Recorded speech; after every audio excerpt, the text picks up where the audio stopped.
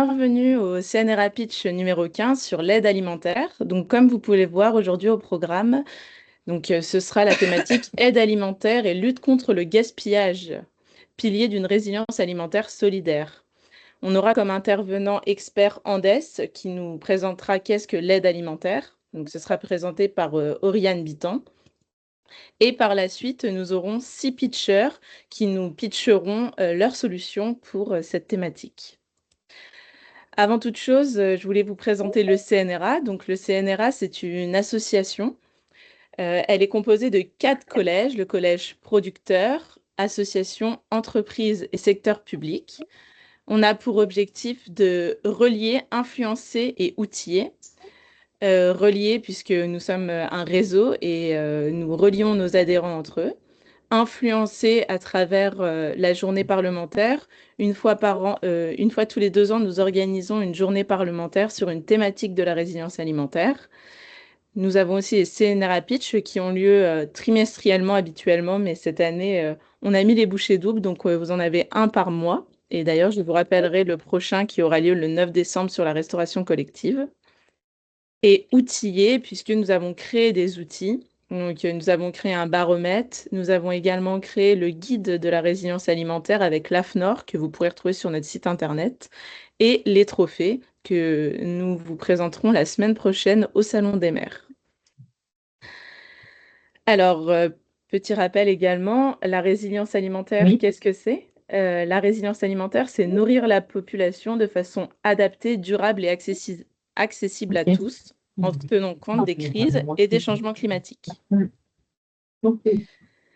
Alors, pourquoi nous organisons des CNRA Pitch? Donc, pour porter la résilience alimentaire, pardon, et c'est une mission du collectif. Ça va durer 1 heure et demie. Donc, la thématique, c'est l'aide alimentaire. Nous aurons, comme je vous le disais tout à l'heure, 6 pitchers qui vont vous pitcher les solutions. Et pendant ce CNRA Pitch, nous allons vous demander d'éteindre vos micros, de rester bienveillants les uns envers les autres, ne pas hésiter à poser vos questions puisque c'est un moment d'échange, de bien respecter la thématique puisque l'objectif est bien de parler d'aide alimentaire et non de dévier sur d'autres sujets, et respecter le timing puisque nous avons 1 heure et demie et le mieux il sera respecté, le mieux ce sera pour tous. Comme je vous le disais en début de réunion, il y aura un replay. Donc là, vous êtes actuellement enregistré. La présentation vous sera également partagée et les contacts qui prendront la parole vous seront également partagés puisqu'ils seront sur la présentation.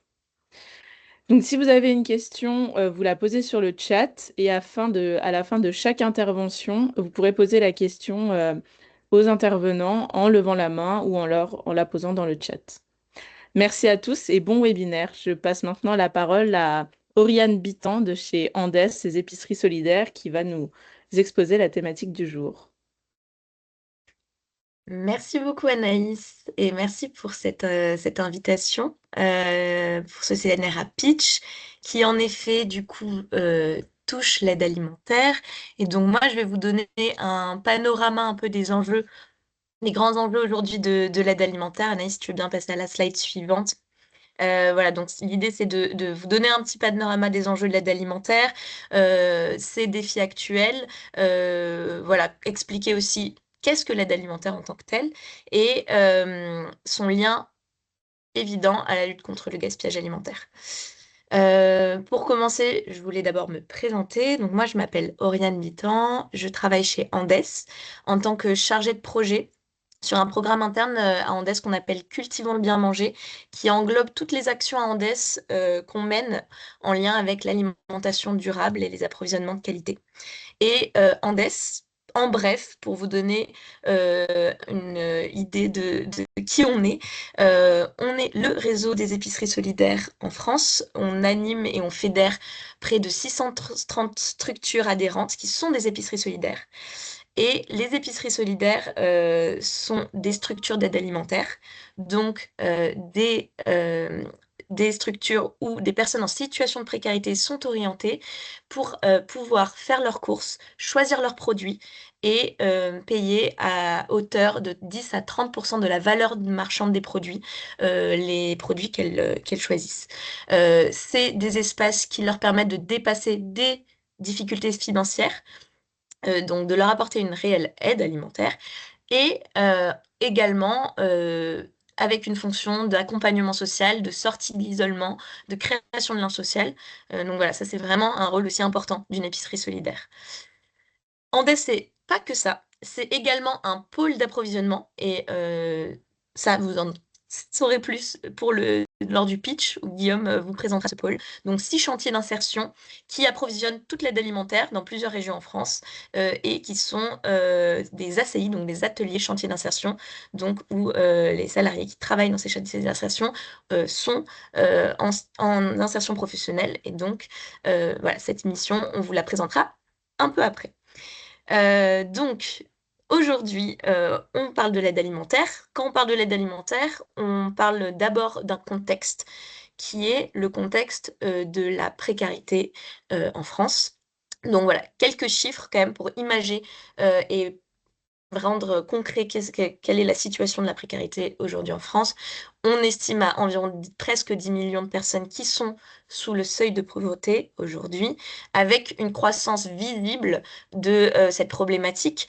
Rien qu'en 2023, 650 000 personnes ont basculé dans la pauvreté, selon des chiffres de l'INSEE. Donc, une réelle problématique qui s'aggrave avec l'alimentation qui est directement touchée en fait dans cette situation puisque les personnes viennent l'alimentation vient comme première variable d'ajustement dans le budget des ménages. Donc, ça veut dire que l'alimentation va être le poste de dépense qui va être principalement touché quand quelqu'un va basculer dans une situation de pauvreté, et ce qui se traduit notamment par des privations. Quelques chiffres, notamment plus d'un Français sur deux dit aujourd'hui devoir restreindre son alimentation de manière générale. De manière un peu plus concrète, 30% des Français aujourd'hui déclarent ne pas pouvoir se procurer une alimentation saine qui leur permet de faire 3 repas par jour. Donc soit sauter des repas, parce qu'ils n'ont pas les moyens de manger 3 repas par jour, soit en restreignant la qualité de ce qu'ils consomment. Cette situation de précarité alimentaire, elle est visible aussi avec l'augmentation du recours à l'aide alimentaire, qui est le sujet du webinaire aujourd'hui. On constate une augmentation visible des personnes qui ont recours aux structures d'aide alimentaire. Nous, à Andes, on a constaté que 72% des épiceries solidaires Andes ont vu le nombre de bénéficiaires augmenter en 2022. De même, pour la création de nouvelles structures, de nouvelles épiceries solidaires, on a accompagné plus de 230 structures en 5 ans. La création de nouvelles structures. Et sur la croissance générale du réseau Andes, on a eu 65% de croissance du réseau entre 2019 et 2024. Donc cette croissance vient répondre à un besoin en croissance également. Et donc ça, c'est à Andes qu'on constate, mais quand on regarde les chiffres de toutes les têtes de réseau national d'aide alimentaire, on constate aussi une augmentation du besoin. Voilà, j'ai mis le chiffre de la Croix-Rouge qui déclare que le nombre de personnes accompagnées a augmenté de 14% entre 2021 et 2024. Donc, ça, c'est la situation de précarité. Je veux bien que tu passes à la slide suivante, s'il te plaît, Anaïs. Merci. Quand on parle de précarité, on parle aussi de certains profils sociodémographiques de personnes qui sont plus touchées par cette situation de précarité que d'autres. Notamment beaucoup de familles monoparentales. On estime à environ 1 foyer sur 3 qui ont recours à l'aide alimentaire qui sont des familles monoparentales avec 1 ou plusieurs enfants à charge. Beaucoup de jeunes. Nous, à Andes, on constate que 50% des bénéficiaires des épiceries solidaires ont moins de 25 ans, donc soit les enfants des familles, soit des étudiants. Beaucoup d'étudiants et de plus en plus. Et des femmes. Les femmes sont énormément touchées par la précarité. Avec une tendance, et donc ici je vous ai mis une capture d'écran d'une étude qu'on a menée à Andes avec Ipsos. Euh, une tendance qui se confirme de personnes en situation d'emploi, donc des travailleurs, qui sont en situation de précarité et donc qui ont aussi recours à l'aide alimentaire. Et donc, euh, c'est une situation qui est assez alarmante puisqu'ils travaillent, ils sont censés pouvoir subvenir à leurs besoins grâce à leur travail. Et malgré tout, ils sont en situation de précarité et ils n'arrivent pas à boucler leur fin de mois et à se procurer une alimentation en quantité et en qualité suffisante. Dans ce baromètre national des travailleurs pauvres que nous avons mené, il y a ce chiffre qui est assez marquant. 50, donc ça c'est ce que j'ai entouré en rouge, vous voyez. 53% des personnes interrogées déclarent devoir restreindre leur alimentation et ne pas pouvoir manger à leur faim. Et 45% d'entre eux déclarent être contraints souvent de ne pas manger à leur faim en raison de leur situation financière. Donc, le constat, il est quand même assez urgent, alarmant. Et l'aide alimentaire de ce constat vient apporter une solution pour répondre aux besoins des personnes en situation de vulnérabilité économique. Je veux bien que tu passes à la slide suivante. Donc l'aide alimentaire est une réponse à cette situation. Pour vous définir ce que c'est, j'ai simplement repris la définition qui est inscrite dans le Code de l'action sociale et des familles. Donc je vais vous la lire. L'aide alimentaire a pour objet la fourniture de denrées alimentaires aux personnes en situation de vulnérabilité économique ou sociale, assortie de la proposition d'un accompagnement. Et cette aide vise à répondre aux besoins en volume tout en prenant compte, dans la mesure du possible, des critères de qualité des denrées alimentaires. Donc ce qu'il faut retenir, c'est que l'aide alimentaire, c'est donner l'accès à des personnes en vulnérabilité économique à des denrées à la fois en quantité et en qualité suffisante, avec un accompagnement aussi. L'organisation et la dispense de cette aide, elle repose principalement aujourd'hui sur le monde associatif. C'est important de l'avoir en tête. Cette organisation, d'abord, c'est une vingtaine de réseaux nationaux avec un ensemble d'antennes dans toute la France. Donc, des réseaux nationaux qui sont connus du grand public. On a notamment les Restos du Cœur, la Croix-Rouge française, la Fédération française des banques alimentaires qui est avec nous parmi nous aujourd'hui et qui va pouvoir pitcher. Et d'ailleurs, Barbara, si tu veux compléter mon panorama des enjeux de l'aide alimentaire, n'hésite pas parce que je pense que ton regard sera aussi intéressant à avoir.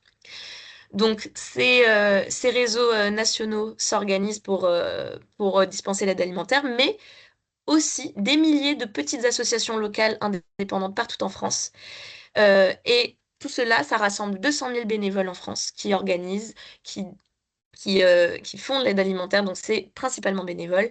Et en tout, on compte 9 000 lieux d'accueil en France. Donc voilà, c'est pour vous donner un peu une idée de l'étendue de l'aide alimentaire aujourd'hui en France.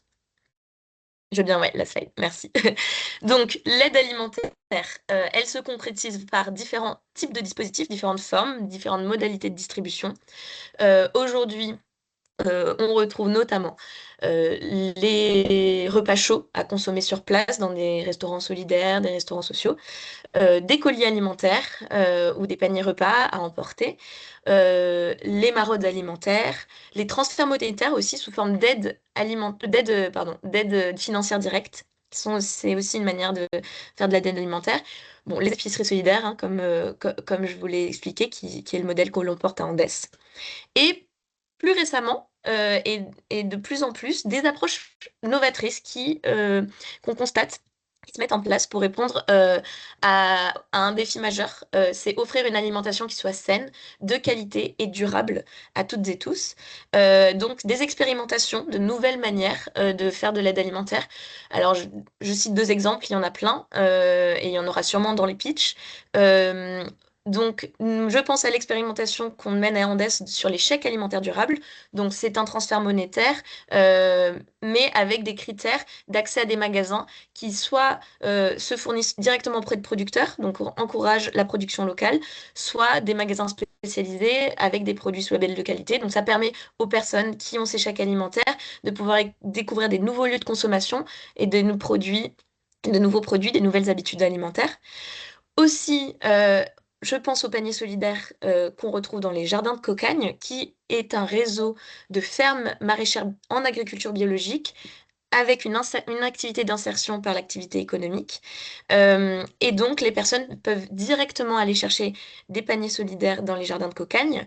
Et donc, aller chercher son panier à la ferme, c'est aussi découvrir et être plus en contact avec la production agricole. Et donc, ça a aussi un rôle de sensibilisation et d'éducation. Voilà, donc ça, c'est qu'est-ce que l'aide alimentaire et quelle forme ça prend. Aujourd'hui, ce qu'on constate, c'est qu'il y a quand même des enjeux autour de cette aide alimentaire. D'une part, l'enjeu de l'accès à cette aide, l'accès au dispositif. Aujourd'hui, et c'est quand même assez marquant, une personne sur deux qui est en situation de précarité et donc qui potentiellement aurait le droit d'accéder à l'aide alimentaire n'a pas recours à cette aide. Pourquoi? Alors, il y a plusieurs raisons, mais les deux principaux freins qu'on identifie, c'est déjà une problématique de couverture des besoins par des dispositifs qui sont trop peu nombreux. Alors, aujourd'hui, le maillage territorial est de plus en plus fourni et on répond de plus en plus à de plus en plus de besoins. Mais tout de même, il y a ce qu'on appelle encore des zones blanches, donc qui ne sont pas couvertes par l'aide alimentaire. Mais ce non-recours, donc ce qu'on appelle le non-recours, n'est pas uniquement lié à la couverture des besoins, c'est aussi lié aux personnes qui se freinent pour y avoir recours. Pourquoi? Eh bien, l'étude du Crédoc est assez intéressante euh, puisqu'elle qualifie voilà, ce qui freine les personnes à y recourir. Il témoigne d'un sentiment de honte ou de gêne au fait d'accéder à ces structures d'aide alimentaire. Aussi, l'idée est qu'elles n'y ont pas le droit ou la méconnaissance tout simplement des dispositifs. Soit tout simplement ne pas savoir que ça existe ou ne penser qu'on n'y a pas le droit. Donc ça, c'est un premier enjeu. Un deuxième enjeu, c'est l'enjeu de qualité, qui est un des sujets majeurs aujourd'hui qu'on travaille en DES. Ce graphique, alors j'espère que vous voyez bien, mais ce qui est intéressant là, dans ce graphique que je voulais vous partager, c'est que plus une personne est en situation d'insécurité alimentaire, moins elle va avoir de fruits et légumes dans son alimentation. Donc, c'est l'INRA qui a quantifié la courbe en verte qu'on voit. Plus la personne a des revenus, plus elle va avoir une part importante de fruits et légumes dans son alimentation. Ça, c'est un enjeu majeur de qualité nutritionnelle des habitudes et des consommations alimentaires. Et les personnes qui sont en situation de vulnérabilité économique, malheureusement, ont accès également à moins de produits de qualité et moins de fruits et légumes frais et de produits frais de manière générale. C'est un enjeu.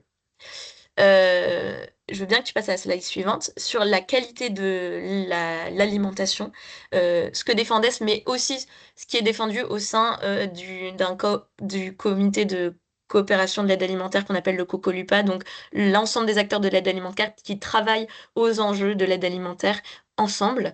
C'est donner un accès digne à une alimentation qui soit variée, diversifiée, qui soit choisie, donc que les personnes puissent choisir qui soit de qualité pour toutes et tous, quels que soient les revenus des gens.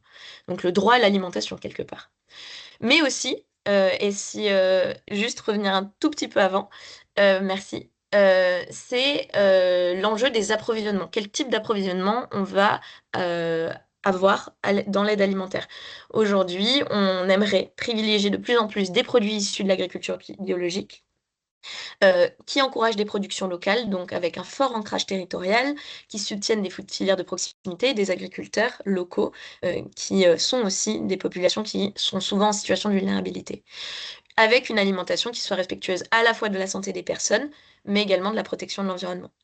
Donc un sacré programme, mais c'est un enjeu majeur.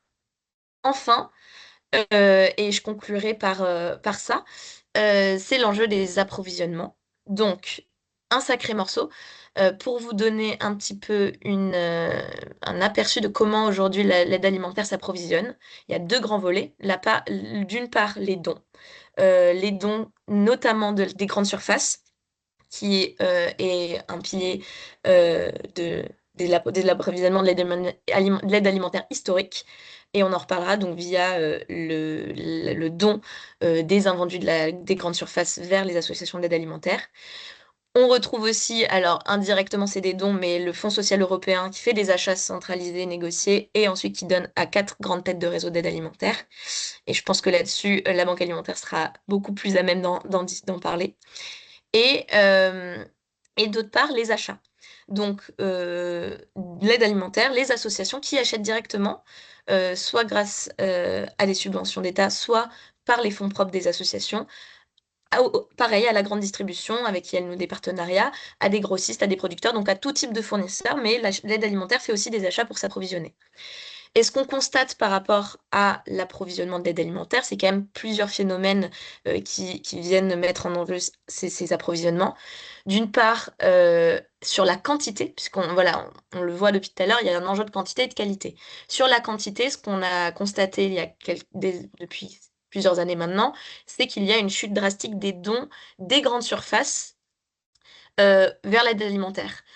Historiquement, les dons des grandes surfaces étaient une part importante des approvisionnements de l'aide alimentaire par la lutte anti-gaspi. Donc, ça a été encouragé notamment par la défiscalisation des dons, donc le fait de pouvoir donner aux associations d'aide alimentaire en défiscalisant les dons que faisaient les grandes surfaces vers l'aide alimentaire et aussi renforcé par une loi, la loi anti-gaspillage, donc initialement la loi Garot, aujourd'hui la loi AGEC, qui a rendu obligatoire la lutte anti-gaspi de la grande distribution en interdisant de rendre impropre à la consommation des aliments qui seraient encore consommables et donc de ce fait en rendant obligatoire la création de conventions de partenariat avec des associations d'aide alimentaire.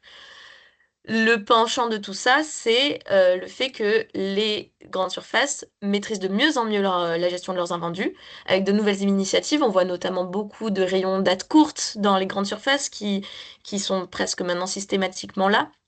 Une gestion des stocks aussi beaucoup plus efficiente. En France, il faut quand même avoir en tête que la lutte anti-gaspillage est très avancée par rapport à d'autres pays. On est bien avancé et on maîtrise mieux. Alors, il y en a toujours, mais c'est tant mieux, on sait mieux gérer notre gaspillage qu'avant. Le problème, les conséquences de ça, c'est qu'effectivement, la part des dons dans l'aide alimentaire des grandes surfaces a drastiquement chuté. Nous, à Andes, on a constaté une part des dons de la grande surface qui est passée de 35% en 2022 à 22% en 2023. Et donc, il y a un système d'approvisionnement qui est en pleine mutation. On doit trouver des solutions. Et c'est déjà le cas, en fait, pour se réinventer et pour plus de résilience. Et ça, j'imagine que les pitchs seront des super illustrations de comment l'aide alimentaire aujourd'hui se réinvente et s'approvisionne différemment avec aussi, et ça c'est le deuxième enjeu, plus de qualité pour répondre cet enjeu d'accès à une alimentation durable à toutes et tous. Cet enjeu de qualité, il vient répondre aux besoins d'offrir à toutes et tous une alimentation qui soit saine et qui réponde aux enjeux écologiques et de santé publique. Voilà. Je vais conclure comme ça. J'espère que ça vous donne une idée un peu plus globale des enjeux de l'aide alimentaire et de ce que c'est aujourd'hui. Je vais laisser soit des questions, soit des interventions qui complètent mon intervention s'il y a d'autres associations d'aide alimentaire qui veulent intervenir. Et merci beaucoup de m'avoir écouté. Merci beaucoup, Oriane. Alors, en effet, est-ce que on a quelques minutes, là, 4 minutes. Si vous avez des questions pour Oriane, n'hésitez pas. Soit vous levez la main, vous prenez la parole librement ou vous envoyez dans le chat. Mais si ce n'est pas le cas, on va pouvoir continuer. Je pense que tu pourras en avoir par la suite également. Et si vous souhaitez, vous pouvez nous les envoyer et Oriane pourra vous répondre et on enverra les réponses à tout le monde à ce moment-là. En tout cas, merci beaucoup pour ton intervention. Après la parole de l'expert, nous allons passer au pitcher. Donc, le premier pitcher sera Adrien Taffin de Givenchy, qui représente l'entreprise Solinum. Adrien, est-ce que tu es bien parmi nous? Je suis parmi vous et je suis parmi vous en tant qu'association. Je te laisse la parole. Voilà. Merci. Je te remercie, Anaïs. Je suis Adrien Tapian-Givenchy, je suis chargé de développement local en Centre-Val de Loire pour l'association Solinum. Je travaille avec Alice de Rhône et Léa Jarja. Évidemment, si je suis ici, c'est parce que je travaille sur la thématique de l'accès à l'alimentation et je suis ravi d'ouvrir ce pitch CNRA qui réunit beaucoup d'acteurs, d'actrices, de réseaux avec lesquels on coopère, on travaille à Solinum. Donc c'est une belle célébration de savoir qu'on est déjà en contact, en lien. En lien sur des dispositifs que nous mettons en place à Solinum. Alors, quels sont ces dispositifs? Vous les avez sous les yeux, je vais vous les détailler.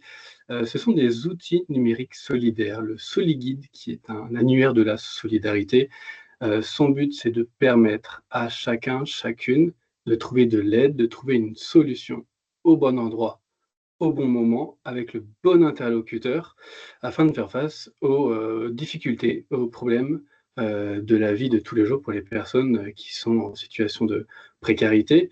Donc notre but, c'est de faciliter l'accès à l'information des dispositifs solidaires afin de lutter contre la précarité, contre la pauvreté au global, et de garantir à tous et à toutes, un accès digne à une alimentation saine et de qualité partout en France. Alors, comment on y arrive?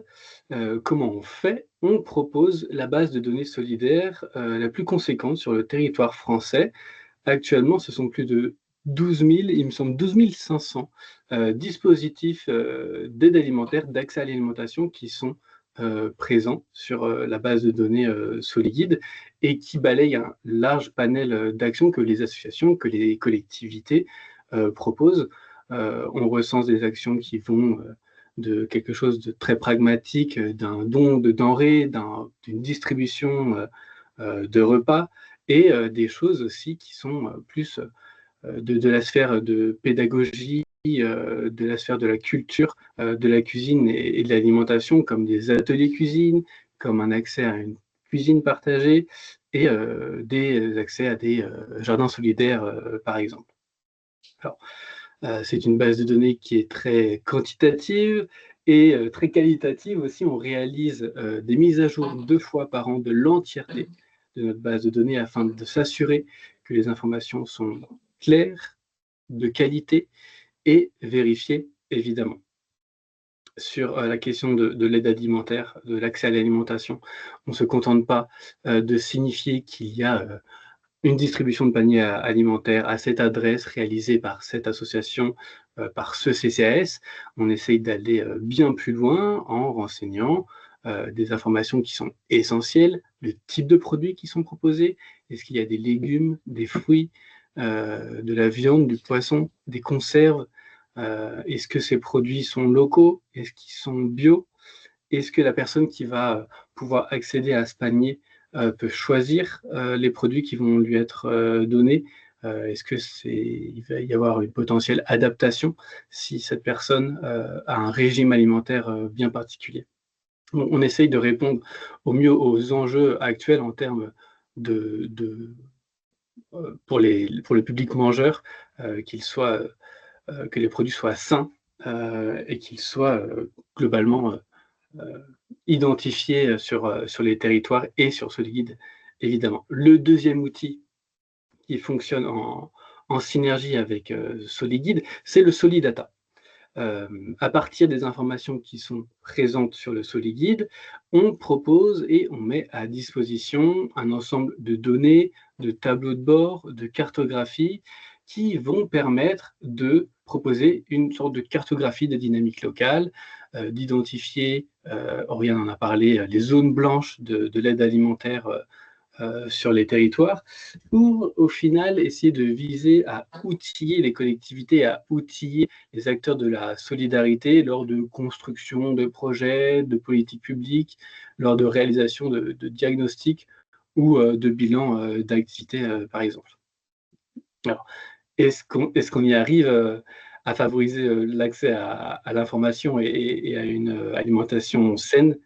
On est plutôt pas mal. Je vais je vais devoir passer la parole. J'ai essayé de respecter au maximum la durée de l'intervention, c'est essentiel. Je vais vous transmettre dans le chat notre dernière mesure d'impact social, de savoir si on y arrive à cette finalité d'accès à l'information et à une alimentation saine pour tous et toutes. C'est une mesure d'impact qui a été publiée cette année, et des liens aussi sur le SoliGuide, notre premier outil, et Solidata, que je viens de vous présenter sur cette mise à disposition de cartographie et de tableaux de bord de la solidarité locale sur les territoires. Est-ce qu'il y a des questions, Anaïs? Alors, je n'ai pas le chat sous les yeux. Eh ben, Je vais écoute, me mettre. déjà, félicitations, perfect timing. 5 minutes, c'est C'est pas vrai? simple à tenir. Et non, il n'y a pas de questions dans le chat. Est-ce que D'accord. vous avez des questions, peut-être? Je peux les prendre au fur et à mesure, comme ce que tu as proposé à Oriane. Bah oui, je pense qu'on va faire ça, puisqu'a priori, vous êtes tous les deux très clairs. Donc, on va passer à la prochaine intervention. Merci beaucoup, Adrien, pour cette présentation éclair. Je t'en prie. Et maintenant, je vous demande d'accueillir Jean-Claude Mizy de chez Hop Hop Food. Oui, bonjour, vous m'entendez? Parfaitement. Merci beaucoup. Bonjour à tous, Jean-Claude Mizy, donc je suis cofondateur, trésorier, bénévole de l'association Hop Hop Food qui a été créée en 2016. Merci donc au CNRA de proposer à Hop Hop Food de pitcher aujourd'hui. Donc nous, on est bien une association avec le digital, ce qui est assez rare pour les associations. Et en fait, on s'est créé comme projet citoyen. On est reconnu d'intérêt général, on a un double rescrit fiscal de Bercy,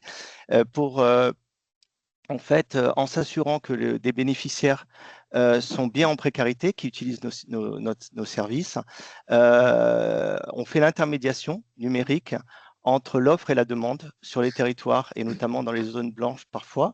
L'offre et la demande, c'est-à-dire des structures qui veulent offrir de la nourriture, notamment des produits frais, des fruits et légumes, des laitages, etc., de la viande, du poisson. Donc, on fait l'intermédiation entre des structures qui veulent offrir de la nourriture ou bien être généreuses et des personnes qui sont en précarité alimentaire. Et nous, nos bénéficiaires sont essentiellement des personnes qui sont en petite précarité alimentaire, c'est-à-dire qui ont un toit, mais qui n'ont pas assez d'argent pour cuisiner dans leur cuisine. Donc, c'est beaucoup d'étudiants, beaucoup de personnes en fait en petite précarité. Donc, on a créé un système. En fait, en 2016, on s'est inspiré de l'arrivée en France et en Europe de deux startups qui font un travail formidable sur l'anti-gaspi, qui sont Too Good To Go venant du Danemark et Phoenix venant de France. Et on s'est dit, c'est super de mettre en place à travers des applis du prix cassé pour les gens qui peuvent payer. Mais on s'est dit, on va essayer d'imiter ça pour les gens en précarité en faisant des paniers non plus payants à prix cassé, mais gratuits, donc en solidarité pour des gens en précarité. Et donc, on a créé Hop Hop Food. Et c'est une solution que je vais décrire après, entièrement numérique, pas de locaux, nous n'avons pas de locaux, pas de logistique. Nous avons un back-office digital très robuste. Nous faisons des mesures d'impact aussi, ça c'est très important, automatiques pour éclairer les personnes qui nous suivent, les personnes qui nous soutiennent, les structures qui nous soutiennent, notamment l'État, mais aussi valoriser nos partenaires dans les territoires. Et là, vous voyez donc deux images à droite. C'était une campagne qui nous avait été offerte par Jean-Claude Decaux à Paris il y a 2 ans. Peut-être vous l'avez vu. Donc, je vais me focaliser à la fois sur la demande, les bénéficiaires, et ensuite sur l'offre, c'est-à-dire les commerçants. Alors, en ce qui concerne la demande, en fait, nous, on est sur de l'aide alimentaire gratuite. Alors, juste parenthèse, mais on n'est pas que sur de l'aide alimentaire maintenant, on est aussi des toutes sortes de produits et de services qui sont donnés à des gens en précarité à travers Hop Hop Food, comme des coupes de cheveux gratuites, des fleurs, etc. Enfin, bon. Alors, je vais me concentrer sur l'alimentaire aujourd'hui. Et donc, ces personnes bénéficiaires de Hop Hop Food, elles ont des codes d'accès qui sont donnés, distribués soit par l'État pour les étudiants à travers les Crous, soit par des structures associatives locales. Et ces codes d'accès permettent sur notre plateforme, sur notre application, à travers notre application, à ces personnes de se brancher et de voir quelle est la nourriture qui est à leur disposition gratuitement autour d'eux. Et donc, c'est de l'aide directe aux personnes qui se déplacent directement chez les commerçants. On est dans la distribution, donc les GMS, mais également les petits commerçants. On est dans les cuisines centrales, les cantines, les restaurants et les hôtels, évidemment. Et donc, l'avantage de ce système pour les bénéficiaires, c'est que ça peut marcher 365 jours par an. Donc, nous, on s'arrête pas, le système ne s'arrête pas au mois d'août, par exemple, comme beaucoup d'associations. Il n'y a pas de nécessité pour nous d'avoir des bénévoles qui font de la distribution, puisque la logistique, elle est faite directement par le donateur, donc le commerçant. Donc, pas de logistique égale pas de gaz à effet de serre. On n'a pas de camions qui émettent des gaz à effet de serre. On n'a pas de chambres froides qui émettent de gaz à effet de serre. Et les bénéficiaires sont en toute autonomie. Ils vont chercher la nourriture chez le commerçant, ce qui crée un lien social. Et on a pas mal de retours, notamment d'étudiants, qui trouvent des emplois en étant d'abord des bénéficiaires avec un commerçant ou plusieurs commerçants au niveau de leur quartier, et ensuite trouvent des emplois, des petits boulots quand ils sont étudiants, etc. Voilà, donc on fait aussi un lien social très important, au-delà de donner des conseils, en donnant des emplois en fait aux personnes qui sont nos bénéficiaires. Et ensuite, donc, on est sur la partie des commerçants. On est une solution pour eux d'anti-gaspi ou de générosité, c'est-à-dire qu'il y a des commerçants qui nous ont rejoints, notamment des hôtels ou des restaurants, pas parce qu'ils avaient du gaspillage, mais simplement pour aider dans leur quartier des gens en précarité. Le système fait que ce n'est pas de la perte de clientèle pour eux, puisque de toute façon, les gens qui viennent à travers Pop Food dans leur établissement, ils ne seraient jamais venus en payant. Donc voilà, il n'y a pas de perte de clientèle. Ils peuvent fidéliser éventuellement, notamment avec les étudiants, de futurs clients. Pour eux, ça crée du lien social, je l'ai dit, et ça valorise leurs invendus à 48% de leur valeur hors taxe. Ça, c'est l'article 238 bis du Code général des impôts. Merci. Voilà. Ah, Moi, c'était je bon, voulais juste dire qu'on était en pleine croissance. On était dans 10 des 12 plus grandes métropoles de France. On a 18 salariés pour l'instant et on a un business model qui fait qu'on a un retour des commerçants pour nous aider par don en numéraire, qui fait que petit à petit, nous sortons des subventions publiques ou privées pour nous aider. Merci beaucoup, Jean-Claude. Est-ce que vous avez des questions pour Jean-Claude, donc sur la solution Hop Food?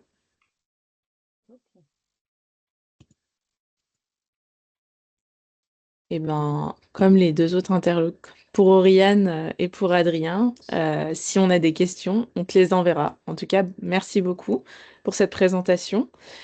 Je vous propose de passer à la présentation suivante. Donc, vous avez entendu Oriane présenter l'aide alimentaire de manière large, mais Andes a aussi des solutions.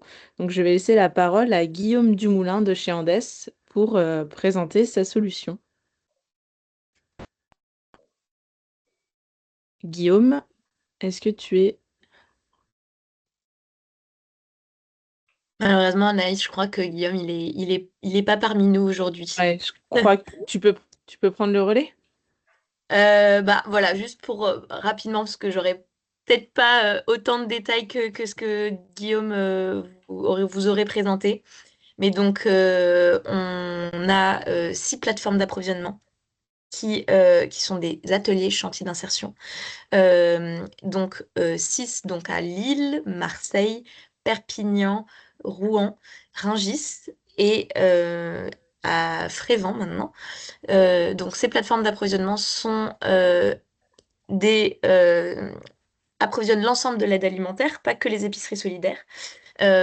L'idée, c'est de revaloriser des invendus des marchés de gros, puisque ces plateformes sont directement basées dans les marchés de gros en France. Donc, dans toutes les villes que j'ai citées, c'est dans les marchés de gros qu'elles sont basées.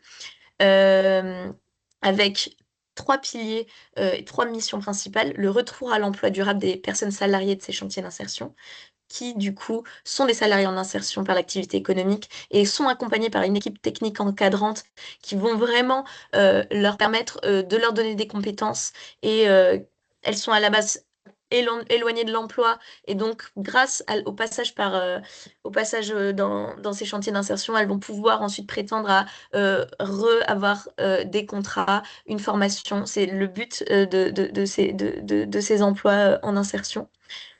La lutte contre le gaspillage, puisque effectivement une grande partie des approvisionnements des chantiers d'insertion viennent de la revalorisation de produits, alors soit des surstocks, soit des produits hors calibre, des grossistes notamment.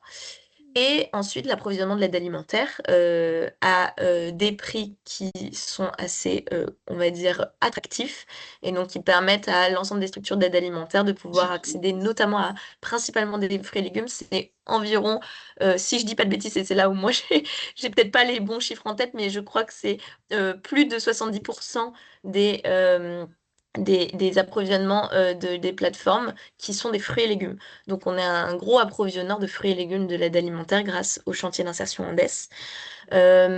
Voilà, moi personnellement, j'ai fait une immersion pendant 3 jours au sein des chantiers d'insertion. C'était une expérience incroyable où j'ai pu du coup comprendre un petit peu la logistique derrière un chantier d'insertion, à la fois avec un accompagnement social des personnes, à la fois avec des structures qui font leurs commandes. J'ai pu préparer leurs commandes. Enfin voilà, c'est très intéressant de voir aussi à l'intérieur comment ça s'organise, comment on aide finalement la partie approvisionnement de l'aide alimentaire, comment cette partie-là est gérée. Et voilà, c'est un pôle qui est assez passionnant d'Andes puisque c'est vraiment parallèle et ça vient complètement répondre aux besoins des épiceries solidaires. Parce que effectivement, les épiceries solidaires sont les premières clientes de ces chantiers-là. Voilà, j'espère que c'est en tout cas une présentation qui vous donne un peu une image de ce qu'on fait avec l'approvisionnement. Merci beaucoup, Rianne. Oui, tu as été très claire en tout cas pour ma part. Alors, Jean-Claude, on a une question pour toi, donc à propos d'Opop Food, concernant les codes d'accès, vers qui ou quelle structure nous pouvons diriger les personnes voulant en bénéficier. Euh, oui, merci de cette question. Vous m'entendez bien? Pas, pas beaucoup. Comme ça, c'est mieux? Oui, Merci. J'ai enlevé mon casque, pardon. Oui, alors les codes d'accès, en fait, sont donnés par... alors, d'abord, sur la plateforme Opop Food, il y a deux parties. Une partie don alimentaire, j'en ai pas parlé parce que voilà, c'est manque de temps, mais historiquement, il y a la première partie, c'est le don alimentaire entre particuliers. Donc là-dessus, ça a été depuis 2018, et ça, c'est sans code d'accès. Donc ça, c'est des gens en France qui échangent de la nourriture qui est encore consommable à d'autres personnes dans leur quartier à travers notre application sans code d'accès. Donc ça, c'est la première partie. Les codes d'accès, c'est pour les professionnels, donc les commerçants qui donnent de la nourriture, les restaurants, les hôtels, etc. Et là-dessus, ces codes sont distribués soit par l'État pour les étudiants à travers les CROUS dans les académies. On a un accord national avec le CNUS, donc qui est l'organisme qui chapeaute les CROUS en France. Et donc, quand on se développe sur les territoires, ensuite, on a ces codes d'accès qui sont délivrés par les CROUS pour les étudiants en précarité. Soit c'est par les CCAS que ces codes sont distribués, donc les centres communaux d'action sociale dans les villes, soit c'est par les structures sur le terrain qui sont nos partenaires pour distribuer des codes d'accès à des gens que eux filtrent comme étant des gens en précarité. Par exemple, les épiceries qui font partie du groupe Andes, les épiceries étudiantes sur les campus, les Agorae, ce qu'on appelle les Agorae de la FAGE, eh bien, qui font partie, je crois, Oriane, toutes de l'Andes, ces Agorae sur les campus donnent nos codes d'accès à des étudiants en précarité. Et dernière chose, Anaïs, c'est que comme on est une structure reconnue d'intérêt général, on est en capacité juridique et physique, on le fait, de screener le reste à vivre des personnes. Et lorsque ce screening fait qu'on s'aperçoit que la personne elle est bien en précarité alimentaire, on délivre nous-mêmes des codes d'accès à des gens qui viendraient par nous directement sans passer par ces structures que je viens de citer. Merci beaucoup Jean-Claude. Et d'ailleurs, ton sujet apporte une autre question. Donc Philippe demande si vous êtes très présent dans les grandes agglomérations, mais êtes-vous présent dans les campagnes? Alors non, pour l'instant, on n'est pas présent dans les campagnes. Notre stratégie de développement, c'est d'abord d'être présent dans les très grandes villes. Donc, les villes de 500 000 habitants, il y en a 12 en France, on est présent dans 10 sur 12. Il nous manque pour l'instant Strasbourg et Nantes, pour tout vous dire. Ensuite, on est présent aussi dans des villes qui ne font pas partie de ces villes de plus de 500 000 habitants parce que historiquement, on a eu des opportunités de soutien, soit de l'État à travers les DRITS, le programme Mieux manger pour tous, par exemple à Dijon, ou des fondations privées qui nous soutiennent. Et donc les parties plus rurales, ça viendra dans un deuxième temps, peut-être, je ne sais pas, à partir de 2030, ou je ne sais pas, non, je voulais juste dire, notre priorité, c'est d'abord les parties urbaines, les centres urbains. Voilà. Merci beaucoup Jean-Claude. Et merci également Oriane d'avoir répondu au pied levé. Donc le prochain pitcher, ce sera la solution pas perdue et c'est Guillaume Clerc qui vous la présentera. Bonjour à toutes et à tous. Vous m'entendez bien, c'est bon? Très bien. Super. Alors aujourd'hui, je suis venu accompagné d'un sac de pain. Voilà, vous le voyez devant moi. Il remplace entièrement mon visage. Et ce sac, il fait en moyenne entre 8 et 12 kilos. C'est la quantité de pain qu'on récupère chaque jour chez nos boulangeries partenaires. C'est des invendus qui n'ont pas forcément pu être revendus en boutique ou sur des applications. Et hélas, il n'y a pas forcément d'association qui a pu se déplacer pour venir récupérer une petite quantité de dons comme un sac de 10 kilos. Pourquoi? Parce que l'association, elle va manquer à la fois de moyens logistiques. Faire déplacer un camion dans un centre urbain, c'est un peu compliqué. Et de bénévoles aussi pour être présent à des horaires à des horaires contraignants comme tôt le matin ou à la fermeture d'une enseigne. C'est la raison pour laquelle moi j'ai fondé Pas Perdu. C'est un service de récupération de dons et de livraison à un réseau d'associations caritatives et étudiantes.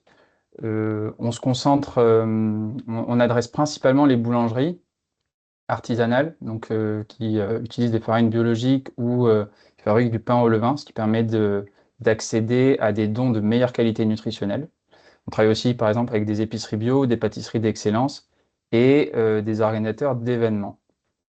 Notre système utilise des vélos cargo, ce qui permet à la fois d'avoir une structure de coupe plus légère, mais aussi d'être plus rapide dans nos collectes, dans des centres urbains qui deviennent difficilement accessibles en véhicule, et qui permettent aussi aux personnes qui effectuent les collectes de prendre plus de plaisir.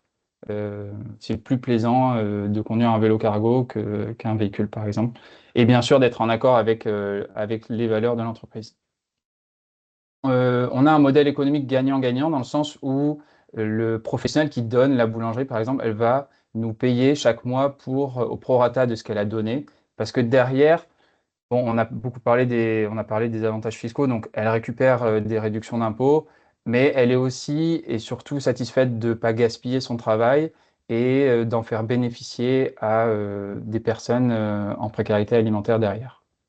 On aide aussi nos partenaires dans la réduction des invendus, en les informant de différents événements météo ou d'événements dans la ville qui pourraient avoir des influences sur leur vente et donc pour pouvoir ajuster leur production.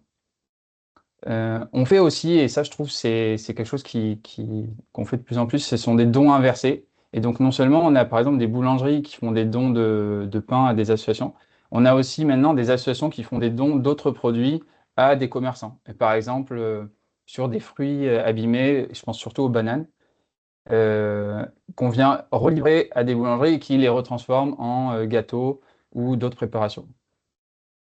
il y a aussi des dons qu'on fait inter-associations. Par exemple, un restaurant d'entraide qui a 10 cartons de tomates et elle sait qu'elle ne va pas distribuer. Dans ces cas-là, elle passe par nous et on peut les rerouter vers une autre association qui en aura besoin. En tout, ça fait 2 ans qu'on est créé, on a collecté 64 tonnes de denrées, on a une 50aine de partenaires. Actuellement, on est à Montpellier et on a l'ambition d'être présent dans 10 villes en France d'ici une petite dizaine d'années. Si vous êtes intéressé par le système et que vous souhaitez vous investir dans votre ville, vous avez mes contacts en bas à gauche et je reste dispo pour répondre à vos questions. Merci. Merci beaucoup, Guillaume. Alors, non. Pour le moment, on n'a pas de questions, donc je vais, comme tout à l'heure, si jamais vous avez des questions, vous n'hésitez pas à les poser dans le chat, et sinon, à nous les envoyer par mail par la suite, ou directement à Guillaume, puisqu'en effet, ses coordonnées sont sur sa diapositive. Merci beaucoup pour ton intervention. On va passer au 5e pitcher, qui est la Banque alimentaire, représentée par Barbara Beauvillain. Alors, bonjour à tous. Donc, effectivement, je représente la Fédération française des banques alimentaires. Donc, vous devez le savoir, on est le premier réseau d'aide alimentaire en France. Ça veut dire qu'on accompagne 2,4 millions de personnes. Donc, en gros, c'est la moitié des personnes qui ont recours à l'aide alimentaire. On a été créé il y a 40 ans et vraiment, la lutte anti-gaspillage était au cœur de notre modèle, le premier objectif de notre charte associative. Et on agit tout d'abord sur la prévention du gaspillage alimentaire, puisqu'on est intervenant labellisé dans les écoles, et également puisqu'on déploie des actions d'accompagnement social par l'alimentation avec des ateliers anti-gaspillage dans le cadre de notre programme Bon Geste, Bonne Assiette.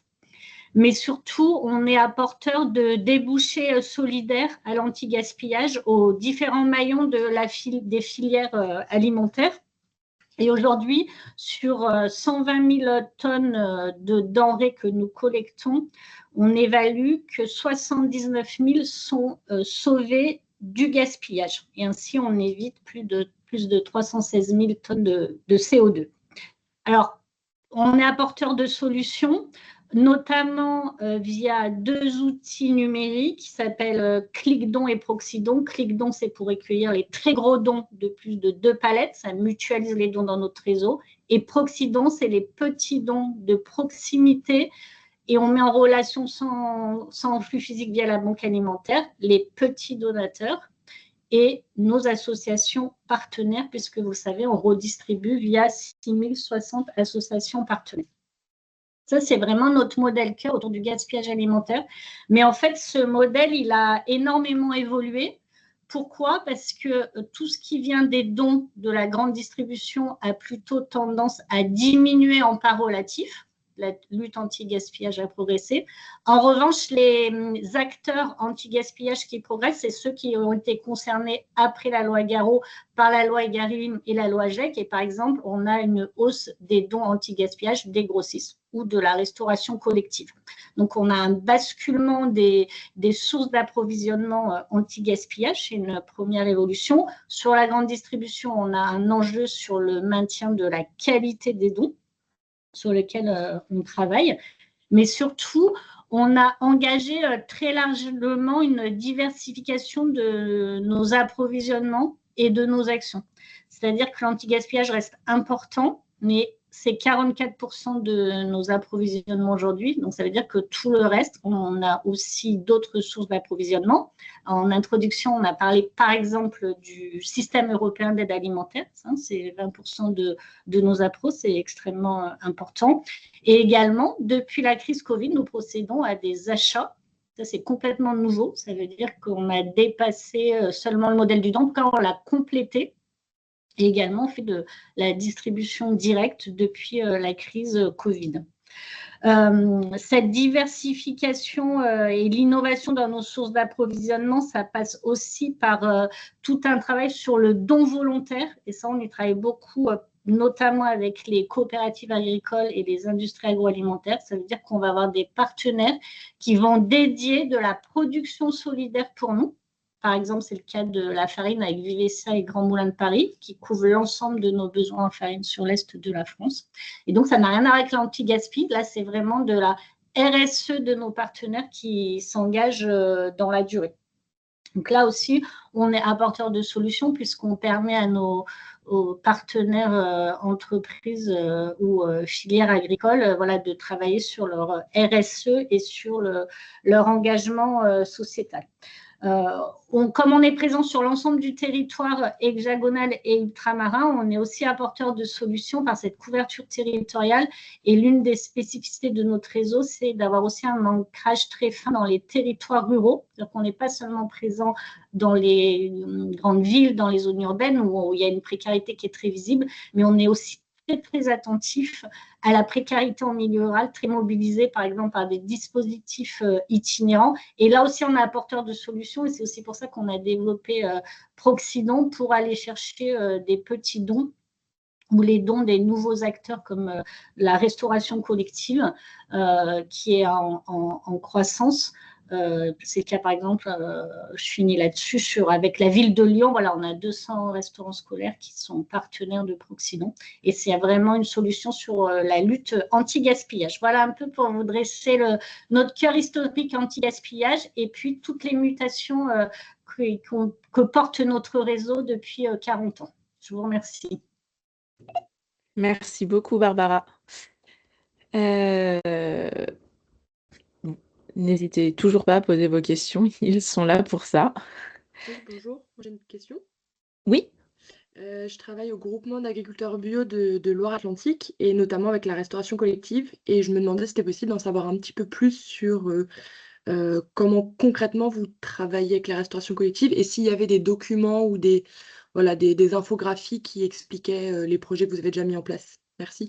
Oui, tout à fait. Merci beaucoup parce que nous, c'est vraiment un axe stratégique de travailler sur la restauration collective. Donc, par exemple, Proxidon, dont je parlais, est déployé par la Banque alimentaire Loire-Atlantique. Donc, ça tombe bien. Je pourrais vous mettre évidemment en contact avec eux. Et donc, ça veut dire que vous, si vous devenez partenaire de la Banque alimentaire, vous pouvez via cette application, être mis en relation avec, je ne sais pas, il doit y avoir au moins 500 associations partenaires sur la Loire-Atlantique avec la Banque alimentaire 44. Et ça organise un flux physique entre vous, donateurs, et les associations qui viennent chercher chez vous, sans que nous, on intervienne au niveau de nos camions. Et tout ça est bien sûr gratuit. Nous, on est une association, donc c'est une solution complètement gratuite pour l'ensemble de nos partenaires, qu'ils soient associatifs ou donateurs. Et c'est vrai que sur la restauration collective, ça fonctionne bien. Mais je pourrais bien sûr vous mettre en relation et vous transmettre des documents plus complets sur Proxidon et autres solutions si vous le souhaitez. Merci beaucoup, Barbara, pour cette réponse. N'hésitez pas, si vous avez d'autres questions, à prendre la parole également. Et si ce n'est pas le cas, on va terminer avec notre dernière solution, qui est la solution présentée par Solal avec Angélique Delahaye. Bonjour à toutes et tous. Merci de nous avoir conviés à ce webinaire. Moi, je vais essayer de faire court, clair et concis. Solal est une petite association qui est encore sûrement pas assez connue, bien qu'étant présente depuis 12 ans maintenant, avec ce double objectif qui est de lutter contre les pertes agricoles et le gaspillage alimentaire, d'une part, et d'autre part, lutter contre la précarité alimentaire. Nous nous adressons prioritairement aux agriculteurs. Notre credo, c'est faciliter le don des produits agricoles. Partant du constat que beaucoup d'agriculteurs, quand ils sont dans une situation économique tendue et donc avec des excédents de production, ont peu de temps ou pas de temps à consacrer à savoir comment, vers qui s'adresser pour que les produits ne soient pas perdus. On travaille j'allais dire à 97% des fruits et légumes et des produits frais. Je crois qu'un interlocuteur le disait tout à l'heure, les fruits et légumes font partie des produits très recherchés par les associations d'aide alimentaire parce que compliqués à sourcer et compliqués à distribuer compte tenu de leur qualité et de la nécessité de la fraîcheur pour pouvoir être distribués dans les meilleures conditions aux personnes en précarité alimentaire. Comme les banques alimentaires, nous sommes un service complètement gratuit pour le donateur comme pour les associations auxquelles nous proposons ces dons. Nous sommes présents dans 12 régions françaises. Nous ne sommes pas en Corse et pas encore dans les territoires et départements d'outre-mer, et nous distribuons annuellement à peu près 4500 tonnes de produits frais au travers d'un partenariat avec 830 antennes locales qui sont ainsi desservies. Nous nous sommes créés sur l'idée de faciliter le don aux agriculteurs, mais je crois que ça a déjà été dit par d'autres. On voit bien que les dons, c'est quelque chose qui est très aléatoire. Et les associations d'aide alimentaire ont besoin d'avoir un flux régulier de produits frais à proposer aux bénéficiaires. Et donc, on a diversifié notre sourcing de dons au travers de glanages solidaires qui sont l'occasion de rencontres entre différents types d'acteurs. Les glaneurs solidaires sont des étudiants, mais aussi des lycéens, des élus locaux qui participent aussi, des administratifs ou administrateurs de caisses de mutualité sociale agricole. En fait, on essaye de mobiliser le monde rural pour prêter ses bras dans ces glanages solidaires. Mais on ouvre aussi ces glanages à des bénéficiaires de l'aide alimentaire, ce qui a permis à certains, je crois que ça a été dit pour des commerçants et des étudiants tout à l'heure, eh bien nous sommes des agriculteurs qui, par là, peuvent proposer des contrats saisonniers à des bénéficiaires de l'aide alimentaire. Alors, les glanages, c'est pas suffisant. Les dons, c'est pas suffisant. Et donc, nous avons mis en place des parcelles solidaires. Et là, ce sont des EPCI ou des SAFER qui mettent à notre disposition des parcelles qui sont inutilisées et qui donc ne produisent pas d'alimentation pour que nous les cultivions et du fruit de ces cultures qui sont soit des légumes, soit des céréales, sont distribués ou en l'état quand ce sont des légumes aux associations d'aide alimentaire ou vendus quand ce sont des céréales. Et le fruit de la vente de ces céréales nous permet d'acheter des produits agricoles à destination de l'aide alimentaire. En 2023, le constat est fait que tout ça n'est encore pas suffisant et donc nous avons créé une activité d'achat-vente solidaire, partant du constat que les agriculteurs étaient généreux et donnaient, mais ils ne peuvent pas que donner. Et donc nous nous sommes dit, pourquoi ne pas leur permettre de vendre une partie de leur production à l'aide alimentaire. Et donc, bon an, mal an, on est en train d'adapter l'outil pour répondre à ce besoin de vente des agriculteurs et de capacité d'achat des associations d'aide alimentaire. Avec une particularité, nous ne négocions pas le prix auprès des agriculteurs.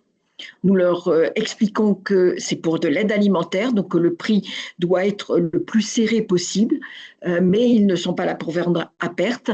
Et après, bien effectivement, l'association d'aide alimentaire dit si elle est preneuse ou pas au prix où l'agriculteur propose le produit. Voilà. J'ai essayé de faire court, clair et concis. Pour vous expliquer le pourquoi de notre création et le rôle d'intermédiation que nous jouons entre le monde agricole et le monde de l'aide alimentaire, en faisant en sorte que le fruit du travail des agriculteurs ne se perde pas. Eh ben, merci beaucoup. En tout cas, vous avez suscité beaucoup de réactions dans le chat et Dorothée Briomont a bien répondu. Donc, si vous voulez des contacts sur l'association Solal, n'hésitez pas à aller dans le chat, parce qu'il y a pas mal de régions. Je profite pour vous poser une question. Où est-ce qu'on peut trouver les coordonnées de tous les représentants par région? Parce que là, ils sont donnés au fur et à mesure, mais vous avez peut-être un Sur répertoire. sur le site de Solal, vous avez une cartographie des régions avec les contacts. Et j'avais une autre question de Jeanne Bricot qui demande, les parcelles solidaires sont-elles cultivées par des bénévoles ou des salariés? Non, par des bénévoles. On fait. Alors, nous sommes d'intérêt général, je ne l'ai pas dit tout à l'heure. Donc, bénévolement, un agriculteur va faire tous les travaux pour que la culture se mette en place.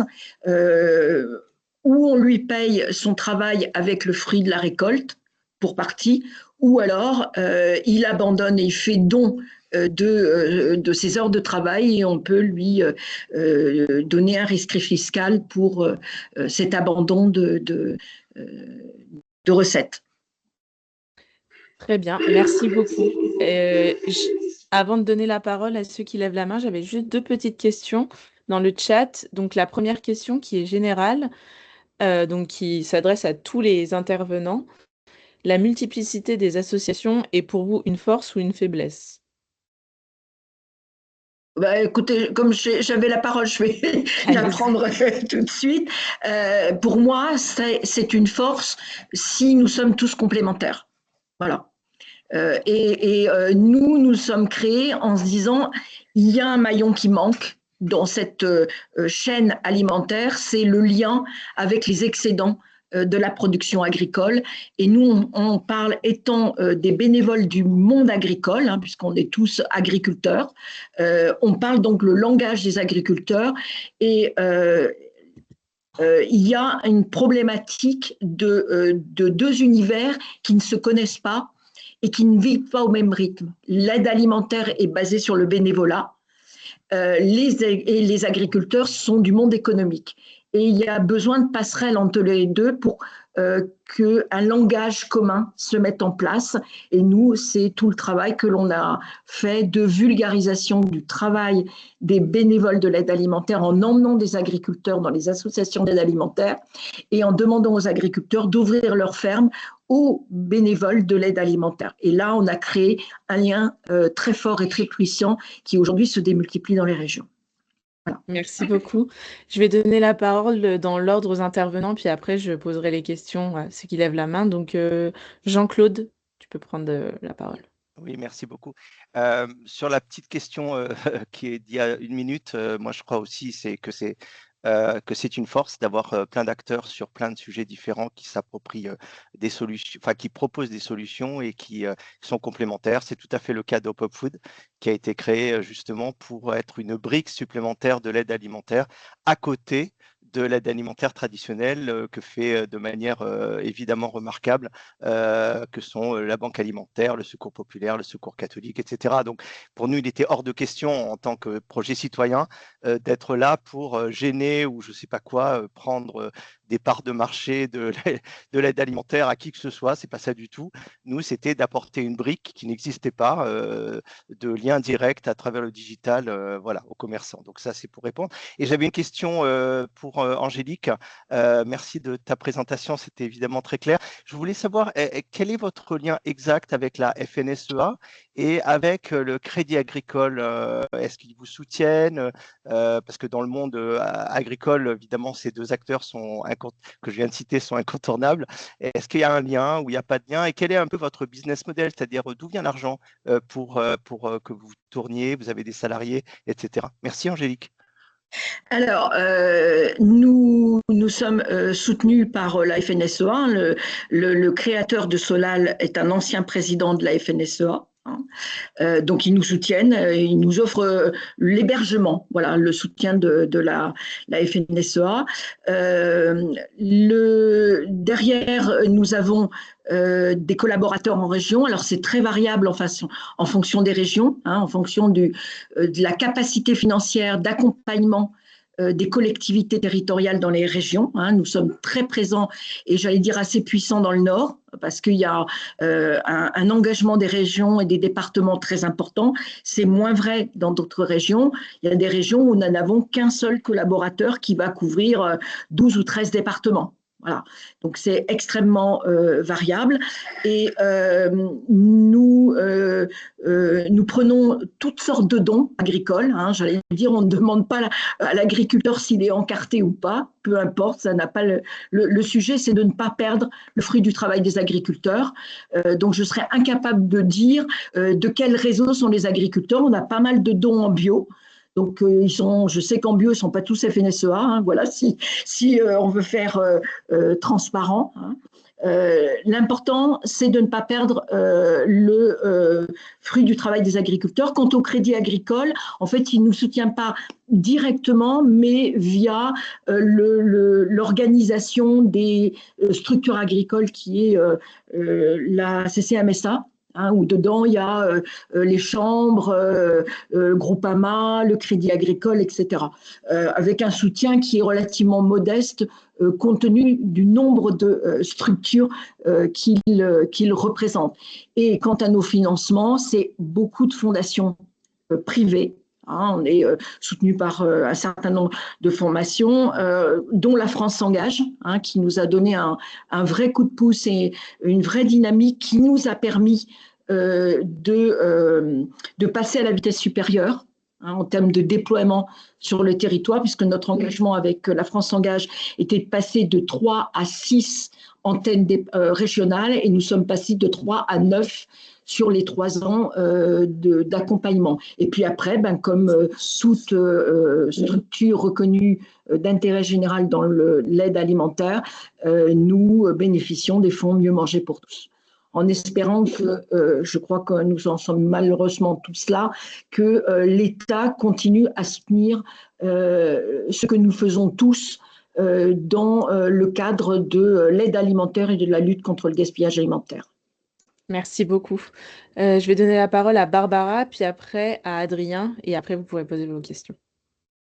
Oui, merci beaucoup. Comme ça a été dit par l'ensemble des pitchers, effectivement, cette diversité associative, cette complémentarité, elle est tout à fait essentielle. Nous, dans nos 6000 associations partenaires, il faut savoir qu'on a la moitié qui sont des petites associations territoriales indépendantes, auxquelles on apporte un soutien sur la logistique et beaucoup aussi sur la formation. On a une action de formation hygiène et sécurité des aliments et également une formation sur l'écoute et l'accompagnement social des personnes. Puis après, on a un quart, ce sont des grands réseaux associatifs que vous connaissez, comme je sais pas, Saint-Vincent-de-Paul, l'Armée du Salut, la Croix-Rouge, qui est notre principal partenaire associatif. Et enfin, dans nos partenaires, on a les centres communaux d'action sociale. C'est plus de 1100 partenaires. D'ailleurs, l'UNCA, c'est à notre conseil d'administration, comme la Croix-Rouge. Et donc, nous, on apprécie cette diversité associative et on a un rôle en tant que banque alimentaire avec ces associations partenaires, une convention qui nous lie de coordination et d'animation. Et malheureusement, vu l'ampleur du sujet de la précarité alimentaire, on est tous là pour se compléter sur le terrain. Et il reste malgré tout encore des zones blanches. C'est pour ça que nous, on a développé un dispositif direct qui s'appelle le rayon. Voilà, pour répondre à la question sur les associations. Merci beaucoup, Barbara. Et Adrien, pour finir. Oui, voilà, sans surprise, une petite réponse de ma part pour abonder les différentes réponses à la question de M. Drouillard. Moi, je pense que évidemment, c'est une force. J'ai commencé mon petit speech par dire que c'était déjà une bonne chose. Il y a la base de partenariats et de missions qui sont menées communément autour d'une même direction, autour d'une même thématique. Sans ça, à mon avis, notre impact serait bien moindre.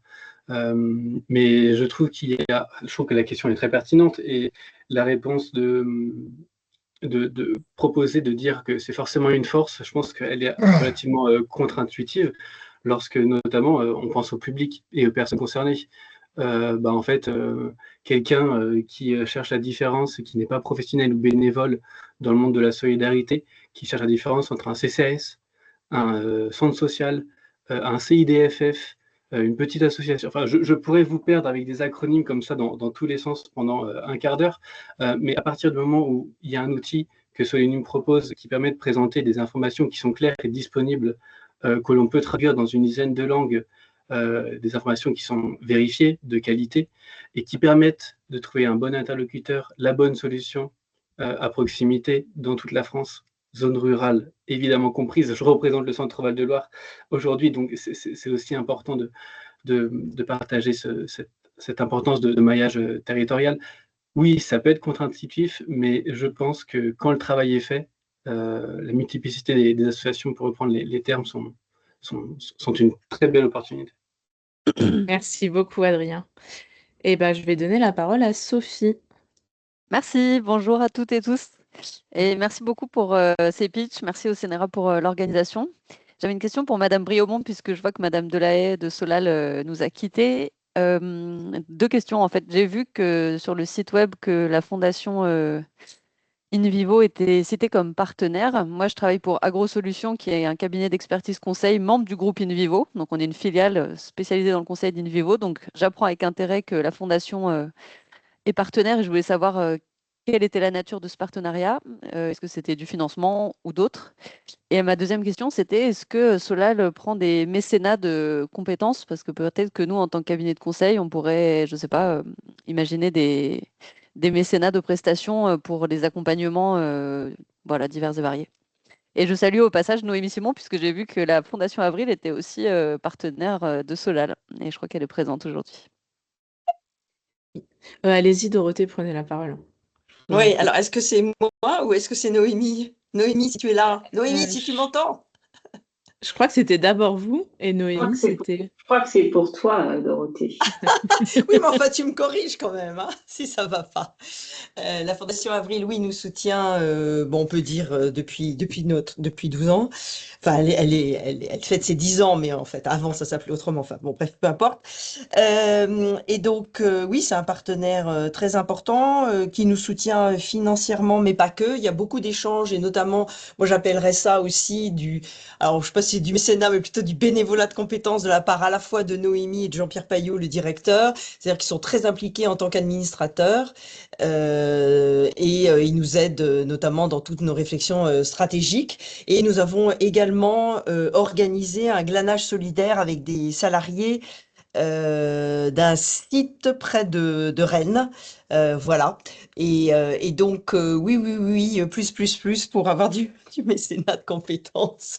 On en a bien besoin. Donc, merci Sophie de la proposition. C'est avec grand plaisir. Voilà. Est-ce que j'ai pas trop dit de bêtises, Noémie, ça va? Non, mais Dorothée, je crois que c'était sur la Fondation InVivo la question. Bah, les deux questions, il y avait les deux questions en effet. Je veux bien sur la Fondation InVivo comme du coup. Ah oui, là c'est la Fondation Avril, pardon. Oui, d'accord. Ouais, non, alors, mais la les deux Fondation m'intéressent. Avril et la Fondation InVivo, oui, pardon. Alors oui, désolé. C'est vrai qu'il y en a deux qui nous soutiennent. La Fondation InVivo, c'est on va dire que c'est par thématique. Et ils nous ont soutenus sur la mise en place de l'application numérique don@solal.org qui permet à tout acteur agricole de faire sa proposition de dons agricoles. Et là, comme on est en train de transformer tous nos systèmes de gestion de dons, ils vont nous soutenir là pour cette transformation digitale pour créer une plateforme agricole dédiée à l'aide alimentaire et qui soit beaucoup plus complexe et qui permette aussi une interaction avec les associations d'aide alimentaire, ce qui n'existe pas actuellement. Voilà. Donc, ce sont des dons ponctuels et sinon, ils sont membres de Solal. Voilà. Donc, ils payent une cotisation en tant que membre. Et donc, je redis merci de toute façon pour du mécénat de compétences. Voilà. Ok, merci beaucoup. Désolée, oui, je me suis un peu... C'est à cause de Noémie, voilà. J'ai confondu. Merci Dorothée pour la réponse et merci Sophie pour la question. Il me semble que Théo, vous aviez une question à poser. Alors, je ne sais pas s'il y a encore... Oui. Je ne sais pas si on m'entend bien. Oui, parfaitement. Ok, super. Alors moi, je suis agriculteur du coup en région PACA, dans le Vaucluse, et c'est vrai que la problématique de la périssabilité de nos produits, elle est quand même vachement importante, et je voulais savoir s'il y avait des solutions qui sont proposées, notamment de transformation. Je pensais de fruits et légumes, même potentiellement en atelier ou s'il y avait des locaux disponibles, je ne sais pas. Si c'était une solution envisagée. Particulièrement par Solal, je pense. Parce que Ah, d'accord. Alors, nous, en fait, on s'occupe plus particulièrement de l'acheminement de vos dons en fruits et légumes, et on sait que c'est un caractère périssable, et c'est pour ça qu'on réagit très vite. Les associations gagnent à peu près, c'est elles qui l'ont dit, 4 jours entre effectivement ce qu'elles récupèrent en GMS, puisque c'est en fin de vie des produits, par rapport à ce qui est donné par les exploitants. Donc nous, on a une logistique adaptée, mais on n'a pas franchi, comment dirais-je, l'étape de la transformation qui pour nous n'est pas si facile que ça. L'expérience nous a montré que beaucoup d'acteurs sont allés sur ce créneau et qu'il faut s'assurer surtout d'un débouché, comment dirais-je, régulier, ce qui n'est pas toujours le cas en fait, c'est assez aléatoire. Mais vous avez, moi je laisse les autres associations répondre, qui ont mis en place des transformations, des tris. Voilà, donc il y a d'autres associations qui peuvent vous répondre sur la transfo. Mais sinon, voilà, si vous avez des fruits et légumes qui peuvent être donnés et si par hasard ils sont invendus, on peut les donner tels quels aux associations. C'est le job de Solal. Voilà. Oui. Est-ce que d'autres veulent intervenir sur cette question?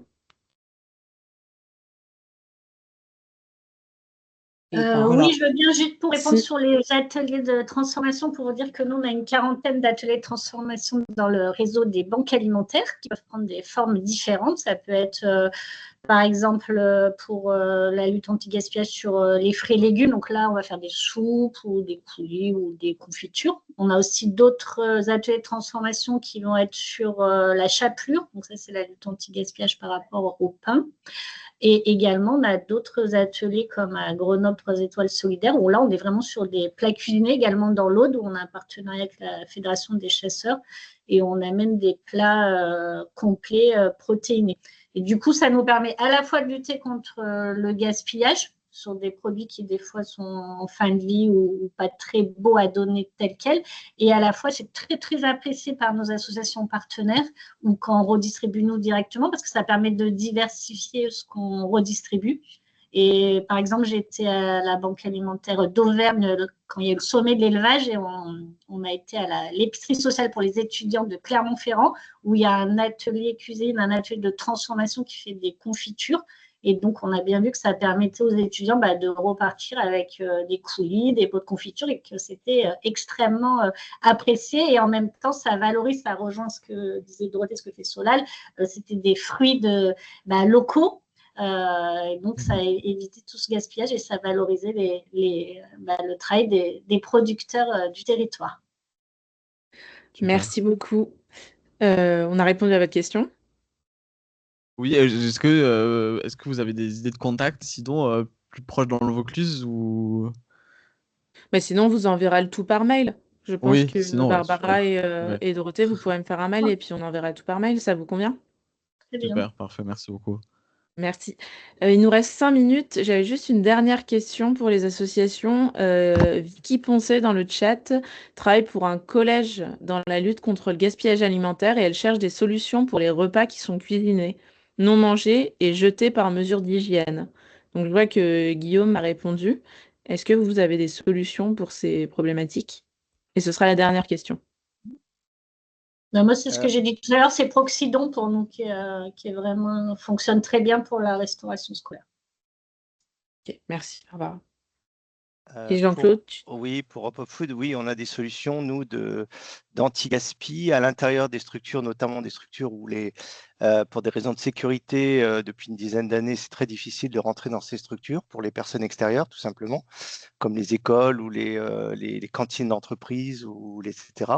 Et donc, nous, on a une solution qui est le don aux personnes en précarité de ces structures, donc ce qu'on appelle les travailleurs pauvres, ça a été abordé par Landès tout à l'heure, en faisant des dons soit aux travailleurs pauvres de ces structures, soit aux enfants des familles pauvres, les plus pauvres, choisis pas par nous du tout, mais par la collectivité locale, il sait quelles sont les familles qui ont le plus grand nombre de difficultés à la maison, etc., dont les enfants sont, par exemple, dans ces cantines.